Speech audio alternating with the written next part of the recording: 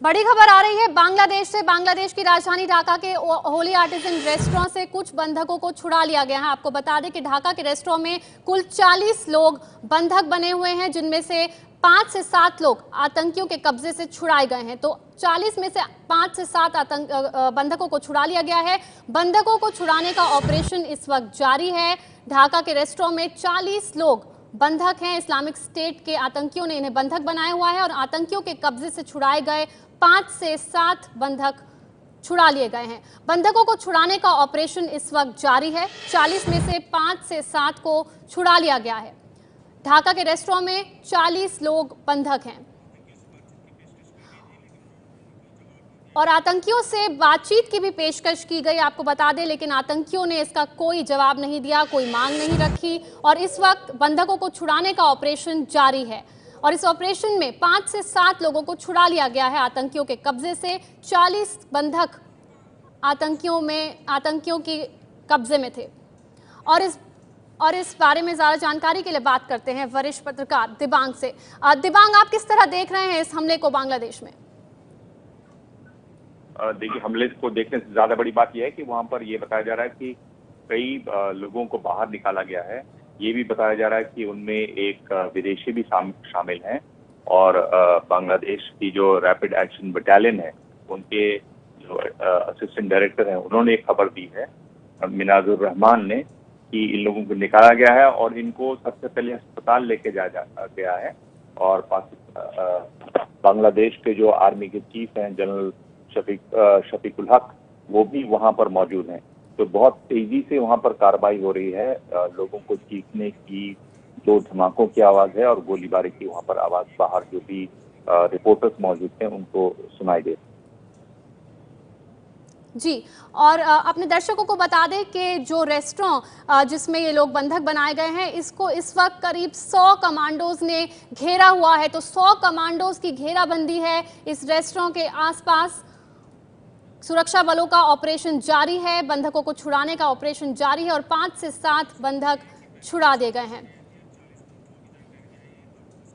जी, दिबांग, एक बार फिर दिबांग का रुख करते हैं। दिबांग, ये बताएं कि पहले ऐसी जानकारी आ रही थी कि कुल 30 के करीब लोग हैं जिन्हें बंधक बनाया गया है और अब 40 ये संख्या बताई जा रही है। आपके पास क्या जानकारी है? देखिए, पूरा आंकड़ा किसी के पास नहीं है। 20 से आंकड़ा शुरू हुआ था कल रात, देर रात, और ये 40 तक पहुंच गया है। पर ये जो भी आंकड़े हैं ये कोई निश्चित आंकड़े नहीं है, क्योंकि ये सब कयास लगाए जा रहे हैं।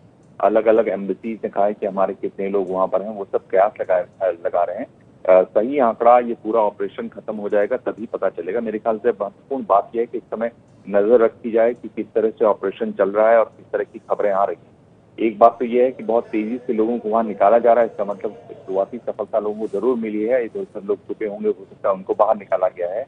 जैसा कि मैंने बताया कि कंफर्म खबर ये है, और ये क्योंकि बांग्लादेश के जो रैपिड एक्शन बटालियन है उसकी खबर है, तो इसको बिल्कुल पक्का माना जाए कि लोगों को निकाला जा रहा है। एक विदेशी को भी निकाला गया है। कितने विदेशी वहां पर हैं, किस हाल पर हैं, उस पर नजर रखने की बात है। वो इस समय बड़ी बात होगी। लगातार कार्रवाई वहां पर, हम लोग जब आज इस समय अभी बात कर रहे हैं तो लगातार कार्रवाई वहां पर हो रही है। एक तरीके से मुठभेड़ से चल रही है वहां जो बंधक हैं और जो बंधक बनाने वाले हैं उनके और आर्मी के बीच में। जी जी, अब रुक करते हैं पिनाक रंजन चक्रवर्ती का, जो भारत के पूर्व हाई कमिश्नर रह चुके हैं बांग्लादेश में। चक्रवर्ती साहब, आप हमारे राजदूत रह चुके हैं बांग्लादेश में। आप किस तरह देख रहे हैं इस हमले को? कुछ लोगों को फिलहाल छुड़ा लिया गया है।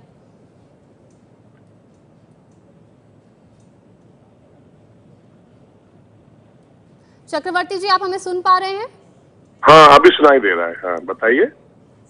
जी, ढाका से कुछ लोगों को ऐसी खबर आ रही है कि 5 से 7 बंधकों को छुड़ा लिया गया है, लेकिन 40 के करीब लोग बंधक बताए जा रहे हैं। आप किस तरह देख रहे हैं इस इतने बड़े हमले को? ये इस तरह का तो मुझे लगता है सबसे पहला हमला है जो एकदम ढाका के मतलब एक पॉश इलाके में हुआ है, गुलशन इलाके में, जहाँ सब राजदूत वगैरह रहते हैं, राजनयिक वगैरह सब वहीं रहते हैं। और आपको पता है अभी रमजान का मौसम है, महीना है, और लोग नॉर्मली शाम को काफी बड़ी तादाद में निकलते हैं और वहाँ रेस्टोरेंट्स वगैरह भी बहुत हैं इस इलाके में।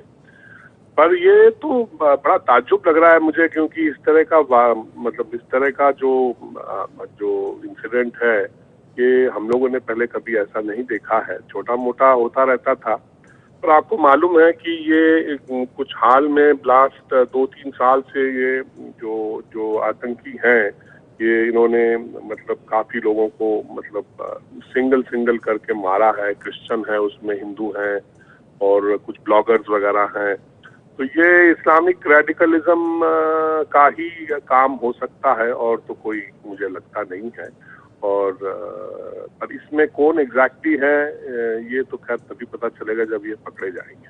जी चक्रवर्ती जी, भारतीय दूतावास की अगर बात करें वो कितना दूर है इस रेस्टोरेंट से? इससे ज्यादा दूर नहीं है, ये शायद गुलशन रोड 79 में है। तो हमारा जो दूतावास है वो कुछ ही दूर है, कुछ 1-2 किलोमीटर दूर होगा यहाँ से। और हाई कमिश्नर का रेजिडेंस जो है वो भी उतना ही दूर होगा, 2-3 किलोमीटर। और तो ये सब उसी एक ही उस इलाके में है जहाँ पे सारे जो मतलब दूतावास वगैरह हैं तो उधर ही हैं। उसके बगल में जो एक और इलाका है जिसको बारीधारा बोलते हैं, जहाँ पे भी बहुत सारे दूतावास हैं। तो वो एकदम लगा हुआ है गुलशन से, तो वही इलाका है बेसिकली। जी चक्रवर्ती जी, आपने बताया कि इससे पहले भी बांग्लादेश में अल्पसंख्यकों पर हमले होते रहे हैं और जो सेक्युलर ब्लॉगर्स हैं उन पर भी हमले हुए हैं, लेकिन इतना बड़ा हमला वो भी एक ऐसी जगह जहां पे फॉरेनर्स की, विदेशियों की तादाद अच्छी खासी है, उसे आप किस तरह देखते हैं? मैं तो देखता हूँ कि ये एक काफी मतलब प्लान्ड है, साजिश है, जो एक तो बांग्लादेश को बदनाम करने के लिए, और क्योंकि आपको मालूम है वहाँ पे जो प्राइम मिनिस्टर हसीना की गवर्नमेंट है उसने वो वॉर क्राइम्स ट्रायल्स वगैरह किए हैं, तो जिसमें जमात इस्लामी के कई लीडर्स को मतलब फांसी हुई है। तो ये उसी गुट के लोग हो सकते हैं या उससे जुड़े हुए लोग हो सकते हैं। और बीच बीच में कहते हैं IS के लोग हैं, तो इस्लामिक स्टेट के लोग हैं। तो इस तरह के हैं बांग्लादेश में जो रेडिकल इस्लामिस्ट हैं, उनकी तादाद है, पर है तो मार्जिनल। पर उनको मुझे लगता है बाहर से कुछ मदद मिल रही है। और मैं किसी देश का नाम नहीं लेना चाहता, पर मुझे तो लगता है कि ये इस तरह की साजिश एक है जो प्राइम मिनिस्टर हसीना की सरकार है उनको बदनाम करने की। जी, तो आप इसमें सरकार को बदनाम करने की साजिश देख रहे हैं। बहुत बहुत शुक्रिया पिनाक रंजन चक्रवर्ती हमसे बात करने के लिए। तो बड़ी खबर इस वक्त की आपको बता दें कि रेस्टोरेंट से 5 से 7 बंधकों को इस वक्त छुड़ा लिया गया है। आतंकियों की गिरफ्त में जो बंधक थे उनमें से 5 से 7 को सुरक्षा बलों ने छुड़ा लिया है। तो कुछ बंधकों को छुड़ा लिया गया है।